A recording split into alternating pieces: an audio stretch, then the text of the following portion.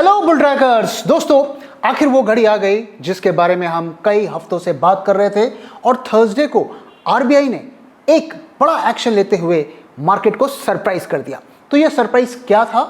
पहली चीज तो ये कि आरबीआई ने ऑफ साइकिल मीटिंग में इंटरेस्ट रेट बढ़ाने का सडनली अनाउंसमेंट कर दिया। वो चाहते तो ये अनाउंसमेंट वो जून की रेगुलर मीटिंग जो होनी थी उसमें भी कर सकते थे, लेकिन उन्होंने अचानक से ऐसा करके सबको हैरत में डाल दिया। दूसरा ये कि उन्होंने जो रेट्स बढ़ाए वो जो एंटिसिपेटेड था, जो एक्सपेक्टेड था, उससे भी ज्यादा बढ़ा दिया। मार्केट एक्सपेक्ट कर रहा था कि हमें पहला रेट हाइक जून में मिलेगा 0.25% का, लेकिन उससे पहले ही उन्होंने बढ़ा दिया और साथ ही जो क्वांटम जितना उन्होंने बढ़ाया वो उस एक्सपेक्टेशन से कहीं ज्यादा था। तीसरा कि उन्होंने रेपो रेट तो बढ़ाया, लेकिन साथ साथ उन्होंने सीआरआर भी बढ़ा दिया, यानी कि क्रेडिट रिजर्व रेशियो भी बढ़ा दिया। इसके बारे में हम आगे वीडियो में बात करेंगे और इन चीजों को समझेंगे कि कैसे ये हमें इंपैक्ट करेगा और मार्केट्स को इंपैक्ट करेगा। तो ये बताता है कि इकोनॉमी में सब कुछ ऑल इज नॉट वेल। अभी तक आरबीआई की कमेंट्री को अगर आप देखें तो वो थोड़ी बहुत चिंता तो जताते थे, लेकिन ये कहते थे कि हम ग्रोथ को ही सपोर्ट करेंगे, फिलहाल कुछ पैनिक का सिचुएशन नहीं है। लेकिन अब आरबीआई को इन्फ्लेशन एक बहुत बड़ा कंसर्न लगने लगा है और इस एक्शन से उन्होंने ये बताने को एक तरीके से की कोशिश की है कि वो अगर जरूरत पड़ी तो कड़े कदम उठाएंगे। तो इस पूरे इवेंट का जो समरी है वो ये कि आरबीआई ने इस बात को एक्नॉलेज किया है कि इन्फ्लेशन हमारे लिए एक खतरा बनता जा रहा है। तो आइए सबसे पहले मैं आपको बताता हूं कि आरबीआई ने क्या अनाउंसमेंट्स किए। तो पहला ये कि आरबीआई ने रेपो रेट को 40 बेसिस पॉइंट यानी कि 0.4% बढ़ा दिया है। अब जिन लोगों को रेपो रेट के बारे में नहीं पता वो मैं बता दूं कि देखिए, जो बैंक्स जो आपको लोन देते हैं, चाहे होम लोन हो, चाहे ऑटो लोन हो, चाहे पर्सनल लोन हो, वो पैसा बैंक के पास कहां से आता है? तो प्राइमरीली उनके पास दो सोर्सेस से आता है। पहला वो कि जो वो आपके जो सेविंग्स अकाउंट जो आप खोलते हैं, जो उन अकाउंट्स में पैसा रखते हैं, उस पैसे का इस्तेमाल करते हैं आगे लोन देने के लिए। और दूसरा वो कि वो आरबीआई से जो लोन लेते हैं, लोन लेकर पैसा लेते हैं और उस पैसे को आगे ज्यादा परसेंटेज पर आपको लोन देते हैं।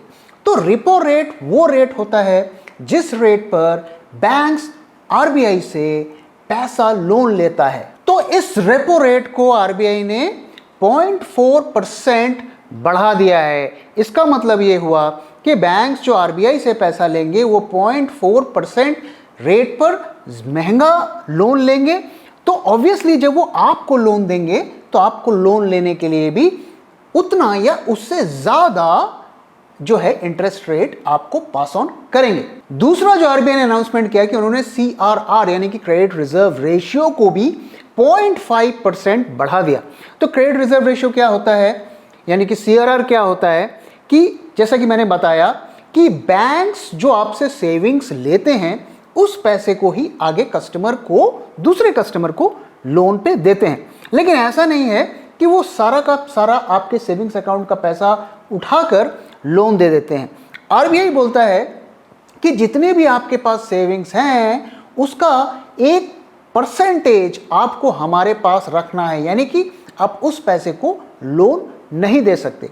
तो उसे सीआरआर कहा जाता है और उसमें 0.5% की बढ़ोतरी हुई है, यानी कि जितना वो पहले सेविंग्स का पैसा आगे लोन पे देते थे अब उससे कम लोन पे देंगे। और इसका इफेक्ट क्या होगा कि करीब 87,000 करोड़ रुपीस बैंकों के पास कम होंगे लोन देने के लिए। तो अब जो है जितना वो पहले लोन देते थे उससे कम लोन दे पाएंगे। तो ये रेपो रेट का बढ़ना मार्केट के लिए ज्यादा सरप्राइजिंग था। एक तो वो उम्मीद भी नहीं कर रहा था कि अभी बढ़ेंगे, दूसरा जितना बढ़ा वो भी उसके लिए काफी ज्यादा सरप्राइज था। और ये एक बड़ी डेवलपमेंट है दोस्तों, क्योंकि 2018 के बाद पहले बार रेपो रेट्स आरबीआई ने बढ़ाए हैं। तो आरबीआई ने ये सडन एक्शंस क्यों लिए? उसके कई कारण हैं। पहला ये कि जैसा कि मैंने अपने पिछले वीडियो में बताया कि मार्च में इन्फ्लेशन जो है उम्मीद से ज़्यादा आरबीआई ने नोट किया और जो आरबीआई की जो थ्रेशोल्ड लिमिट थी उससे ज़्यादा इन्फ्लेशन रिकॉर्ड हुआ। दोस्तों आप जानते हैं कि जो ऑफिशियल फिगर्स होती है इन्फ्लेशन की वो हमेशा कम होती है, लेकिन बाजार में आप जाएंगे तो महंगाई आपको ज़्यादा महसूस होगी। तो जो ऑफिशियल जो फिगर्स थी इन्फ्लेशन की मार्च में वो 7% की रही और आरबीआई का थ्रेशोल्ड यानी कि कितना जो है इन्फ्लेशन आरबीआई बर्दाश्त कर सकता है उसकी लिमिट थी 6%। तो मार्च महीने में 6% से ज़्यादा की इन्फ्लेशन रही और ऐसा डेटा के बेसिस पर ऐसा आरबीआई ने अनुमान लगाया ये इन्फ्लेशन आने वाले महीनों में और बढ़ेगी और इसी वजह से आरबीआई ने ये कड़ा कदम उठाया। दूसरी चीज़ ये कि अगर आपने नोटिस किया होगा कि ज़्यादा महंगाई हमें खाने पीने के आइटम्स में नज़र आ रही है। मैं आपको एक एग्जांपल देता हूँ। आज से 1-1.5 साल पहले अगर आप मदर डेयरी पनीर का प्राइस देखें तो वो करीब 55 to 60 रुपीज़ के आसपास होता था। आज वो 80-85 रुपीज़ के आसपास मिल रहा है। तो आप नोटिस करेंगे कि खाने पीने की चीज़ों की महंगाई ज़्यादा बढ़ी है। और रिसेंटली ही एक जो डेवलपमेंट हुआ कि इंडोनेशिया ने पाम ऑयल के एक्सपोर्ट्स पर बैन लगा दिया। और दोस्तों आप जानते हैं कुकिंग ऑयल में पाम ऑयल का बहुत ज़्यादा इस्तेमाल होता है और इंडिया काफ़ी मात्रा में करीब 30 to 40% पाम ऑयल जो है के लिए वो इंडोनेशिया पे डिपेंडेंट है। एक और कारण जिसकी वजह से आरबीआई ने सडन एक्शन लिया वो ये कि फेड ने भी इंटरेस्ट रेट बढ़ा दिया और वहाँ पे भी उन्होंने जो है उम्मीद से ज़्यादा यानी कि मार्केट 0.25 की एक्सपेक्ट कर रहा था और उन्होंने 0.5% बढ़ा दिया जो कि 2000 साल के बाद सबसे बड़ा फेड ने हाइक किया। वहीं अगर आप बैंक ऑफ इंग्लैंड को देखें तो उन्होंने भी जो है काफ़ी ज़्यादा इंटरेस्ट रेट्स को बढ़ाया है और जो इस वक्त जो उन्होंने पिछले दिनों जो हाइक किया इंटरेस्ट रेट को वो 2009 के बाद जो है सबसे बड़ा हाइक किया। तो अगर यूएस से इंटरेस्ट रेट बढ़ाएगा, इंग्लैंड या यूके में इंटरेस्ट रेट बढ़ेंगे तो और अगर हम नहीं बढ़ाएंगे तो उससे हमारी जो करेंसी पर एक खतरा बन सकता है क्योंकि इसकी वजह से जो है स्पेकुलेटिव एक्टिविटीज़ हमारी करेंसी पर बढ़ जाएंगी और वो जो है हमारी करेंसी के लिए खतरा पैदा कर सकता है। और इसीलिए तुरंत ही आनन फानन में आरबीआई ने एक्ट करके जो है इंटरेस्ट रेट्स को बढ़ाया। तो जैसा कि मैंने बताया कि फेड ने 0.5% इंटरेस्ट रेट बढ़ाया जो कि साल 2000 से के बाद सबसे बड़ा हाइक था। और इंटरेस्ट रेट जब बढ़ाया तो उनके मार्केट्स ने कैसे रिएक्ट किया, तो इंटरेस्ट रेट बढ़ने के बाद से जो है सडनली मार्केट में एक अच्छी रिकवरी देखने को मिली, लेकिन अगले दिन मार्केट ने उसमें काफ़ी भारी गिरावट यूएसए में दिखाई और नैस्डैक करीब 5% क्रैश हो गया और डाउ जोन्स में भी करीब हमें 1000 पॉइंट्स की गिरावट देखने को मिली। तो ये जो रेट हाइक का सिलसिला है ये तो अभी शुरुआत है। दोस्तों आप जानते हैं कि रेट्स का बढ़ना और घटना एक साइकिल में होता है।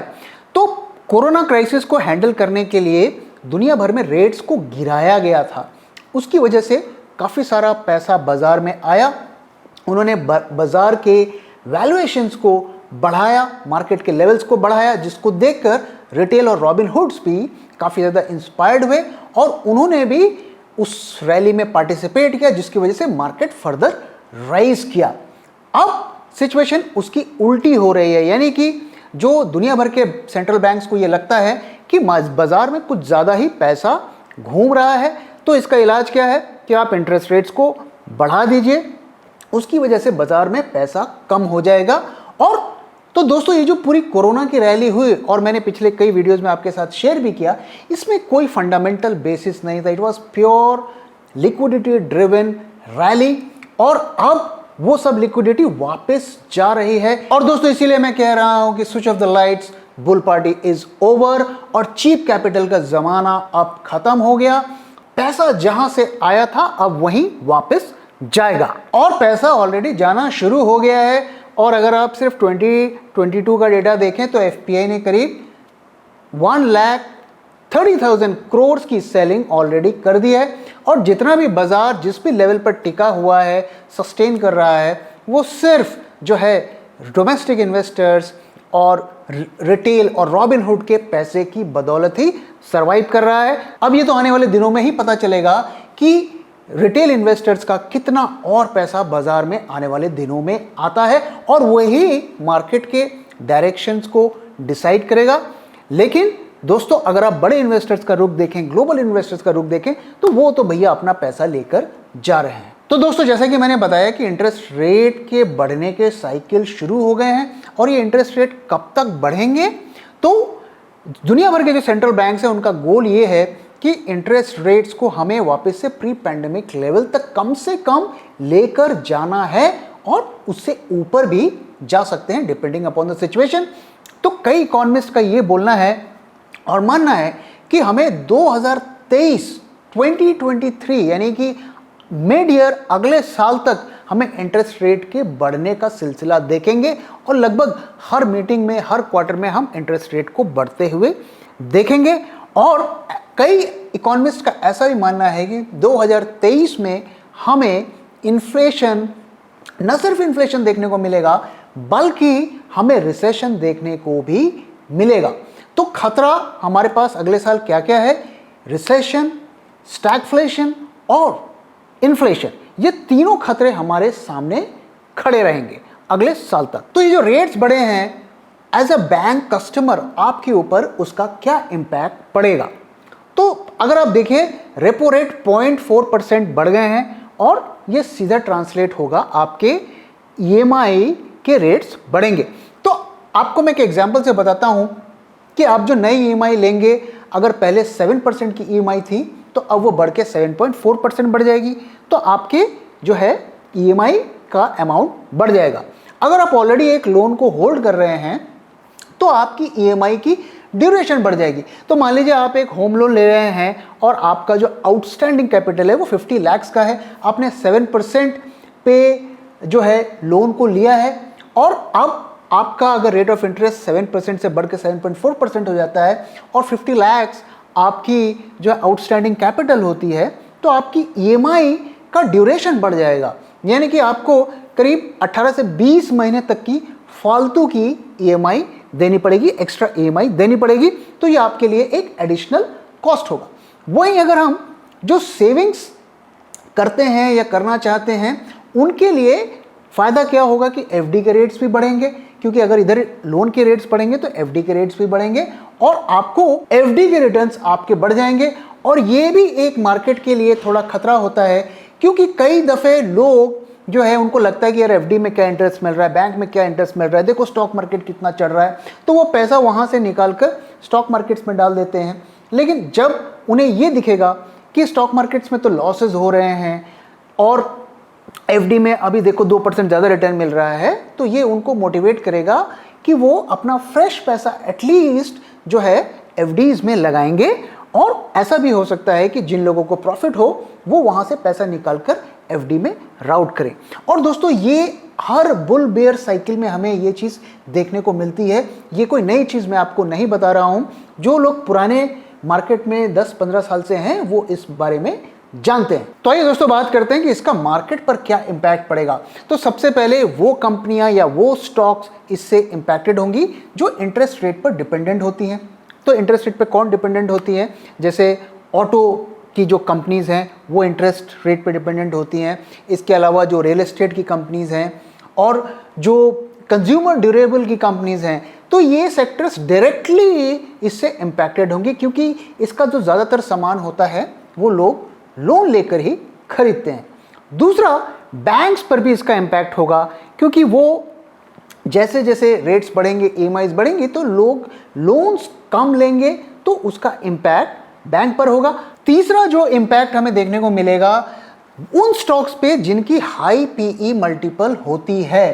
दोस्तों, जो ग्रोइंग कंपनीज होती हैं, हाई ग्रोथ सेक्टर या हाई ग्रोथ स्टॉक्स होते हैं या कंपनीज होते हैं, उनको हमेशा मार्केट ज़्यादा PE देता है। और ज़्यादा PE क्यों देता है? क्योंकि बाज़ार में जब कंटिन्यूसली पैसा आता रहता है तो वो पैसे वो लोग हाई ग्रोथ स्टॉक में लगाना चाहते हैं, जिसकी वजह से उनके वैल्यूएशंस और ज़्यादा बढ़ते जाते हैं, उनके PE मल्टीपल्स और ज़्यादा बढ़ते जाते हैं। और जब आप देखेंगे कि लिक्विडिटी कम हो रही है तो उसका रिवर्स इफेक्ट हमें देखने को मिलेगा। तो आप देखेंगे कि ज़्यादा गिरावट हमें उन स्टॉक्स में देखने को मिलेगी जिनके वैल्यूएशंस हाई हैं या पीई मल्टीपल्स हाई हैं, क्योंकि अब उनके पीई मल्टीपल्स करेक्ट होंगे, जिसकी वजह से उनके स्टॉक प्राइजेस भी काफ़ी ज़्यादा करेक्ट होंगे। और ऑलरेडी हम देख रहे हैं कि अगर आप टेक स्टॉक्स को देखिए, यूएसए में देखिए चाहे इंडिया में देखिए, किस तरीके से वहां पर हमें गिरावट देखने को मिल रही है। तो मार्केट अगले 1 साल तक प्रेशर में रहेगा, क्योंकि अब मार्केट ने देख लिया कि अभी तक उनको बताया जा रहा था कि 0.25 और सडनली आरबीआई आके कहता है जी 0.4 और 0.5%। तो अब जो मार्केट को जो एक कॉन्फिडेंस था कि नहीं नहीं सब कुछ ठीक हो जाएगा, धीरे धीरे रेट्स बढ़ेंगे, हमें फर्क नहीं पड़ेगा, तो अब उसका कॉन्फिडेंस अब शेकन हो गया। तो अब हर मीटिंग से पहले जो है हमें इस तरीके का मार्केट में प्रेशर मिलेगा, और अगर इंटरेस्ट रेट एक्सपेक्टेशन से कम बढ़े तो हमें एक सडन रैली देखने को मिलेगी, और अगर इंटरेस्ट रेट ज़्यादा बढ़ गए तो हमें एक सडन गिरावट देखने को मिलेगी। तो ये नाटक अब अगले 1 साल तक चलता रहेगा, जिसकी वजह से बाजार में हमें काफ़ी ज़्यादा वोलेटिलिटी देखने को मिलेगी। तो दोस्तों मार्केट यहाँ से कहाँ जाएगा? तो दोस्तों मैंने आपके साथ पहले भी शेयर किया है कि जो नेक्स्ट लेवल मार्केट का आने वाला है क्रिटिकल लेवल, वो है 15,000 का लेवल। ऑलरेडी हमने देखा कि 1-1.5 महीने पहले मार्केट 15,600-700 के लेवल से वहाँ से रिबाउंड किया था, और अब वापस से ये उम्मीद है कि वो 15,000 के लेवल के नीचे जाएगा। तो मार्केट ऑलरेडी आप देखें तो आने वाले टाइम में प्रेशर में रहेंगे। हाँ, ऐसा हो सकता है कि आपको एक सडन रैली भी देखने को मिले, क्योंकि बेयर मार्केट की एक कैरेक्टरिस्टिक होती है कि हमें उसमें शार्प रैलीज भी देखने को मिलती हैं, क्योंकि लोग अपने शॉर्ट पोजीशंस को कवर करते हैं, और जब मार्केट गिरता है तो कई लोगों को लगता है कि वैल्यूएशन काफ़ी सस्ती हो गई है, तो कई दफ़े फ्रेश पैसा भी आता है। लेकिन हमें ये देखना है कि मेजर ट्रेंड कहाँ जा रहा है, और मेजर ट्रेंड अगर आप देखेंगे तो हम ऑल टाइम हाई से नीचे की तरफ जा रहे हैं। बीच बीच में हम ऊपर जाते हैं, लेकिन हम नेट जो है नीचे की तरफ जा रहे हैं। तो जब तक हम नीचे की तरफ जाते जा रहे हैं, हम इसे बेयर मार्केट ही मानेंगे। अब दोस्तों मैं यहाँ पर एक और चीज़ आपके साथ शेयर करना चाहता हूँ कि आरबीआई और दुनिया भर के जो देशों के जो सेंट्रल बैंक्स हैं, वो जो मेडिसिन दे रहे हैं, क्या वो काम करेगी? तो दोस्तों वो क्या फिक्स कर रहे हैं, किस चीज़ की मेडिसिन दे रहे हैं इंटरेस्ट रेट को बढ़ाने के लिए? उनका टारगेट क्या है? उनका टारगेट है कि इन्फ्लेशन को कम करना। तो इन्फ्लेशन बढ़ता कैसे है? इन्फ्लेशन बढ़ने के 2 मेजर कारण होते हैं। एक होता है कि डिमांड बढ़ने लगती है, यानी कि लोगों के पास खूब पैसा आ रहा है और लोग जो है ज़्यादा से ज़्यादा खरीद रहे हैं, चीज़ों की डिमांड बढ़ रही है, जिसकी वजह से इन्फ्लेशन बढ़ता है, यानी कि डिमांड ड्रिवन इन्फ्लेशन। दूसरा जो इन्फ्लेशन बढ़ता है, यानी कि महंगाई बढ़ती है, उसका कारण होता है कि सप्लाई साइड की कमी, यानी कि सामान नहीं आ रहा है। तो सामान नहीं आ रहा है तो क्या होगा? कम सामान अवेलेबल होगा तो उसके रेट बढ़ जाते हैं। जैसा कि हम देख रहे हैं यूक्रेन की वजह से जो जिन चीज़ों की कमी हुई है उनके रेट्स बढ़ गए हैं। लेकिन इस वक्त अगर आप देखिए इन्फ्लेशन की मेन रीजंस क्या है? वैसे तो दोनों फैक्टर कंट्रीब्यूट कर रहे हैं, लेकिन आप बताइए क्या आपके पास पैसे ज़्यादा आने लगे हैं? मार्केट में ज़्यादा पैसा ज़रूर आया है, लेकिन आपके पास ज़्यादा पैसा नहीं आया। आप 2 साल से पहले से अगर कंपेयर करेंगे तो आप कम सामान खरीद रहे हैं, न कि ज़्यादा सामान खरीद रहे हैं। तो यहाँ पर जो है डिमांड अगर आप देखिए तो नहीं बढ़ी है, क्योंकि जीडीपी घट रही है तो डिमांड तो नहीं बढ़ सकती। तो ये जो इन्फ्लेशन का जो बड़ी वजह है वो है सप्लाई साइड के इशू, यानी कि सामान नहीं आ रहे हैं। पहले कोविड की वजह से आप देखिए, अभी भी कोविड के इश्यूज चल रहे हैं, कई जगह लॉकडाउन चल रहे हैं, काफ़ी मार्केट में आप जाएंगे तो सामान मिल रहे हैं, नहीं मिल रहे हैं, और जो है रशिया यूक्रेन की वजह से और भी ज़्यादा सप्लाई साइड के इश्यूज आ गए हैं। तो अब ये इंटरेस्ट रेट बढ़ाने से आप जो है कुछ हद तक तो इन्फ्लेशन को कंट्रोल कर लेंगे, लेकिन जो सप्लाई साइड की वजह से जो इन्फ्लेशन पैदा हो रहा है उसे आप कैसे कंट्रोल करेंगे? तो अब दुनिया भर के सेंट्रल बैंक्स जो है बहुत चीज़ें बता रहे हैं, वो हमें कॉन्फिडेंस भी दे रहे हैं कि नहीं नहीं चिंता की कोई बात नहीं, हम संभाल लेंगे। लेकिन दोस्तों अगर आप पास्ट की फाइनेंशियल क्राइसिस को भी देखें तो उस वक्त भी उन्होंने ऐसा ही कहा था। तो वो जो भी कह रहे हैं हम उनकी बात को मानना चाहते हैं, लेकिन कोई ज़रूरी नहीं है कि वो जैसा जैसा कह रहे हैं वैसा वैसा ही करेंगे या वैसा वैसा ही होगा। तो दोस्तों ऐसी सिचुएशन में हमें क्या करना चाहिए? हमें वो सब कुछ नहीं करना चाहिए जो पिछली फाइनेंशियल क्राइसिस में लोगों ने किया, और उसमें से कुछ चीज़ें मैं आपके साथ शेयर करता हूँ। पहली चीज़ तो ये कि अपने खर्चों को कट करिए, खर्चे कम करिए और अपनी सेविंग्स को बढ़ाइए। स्टॉक मार्केट्स में ज़रूर इन्वेस्ट करिए, लेकिन अपने डिस्पोजेबल इनकम का एक छोटा सा परसेंटेज ही इन्वेस्ट करिए।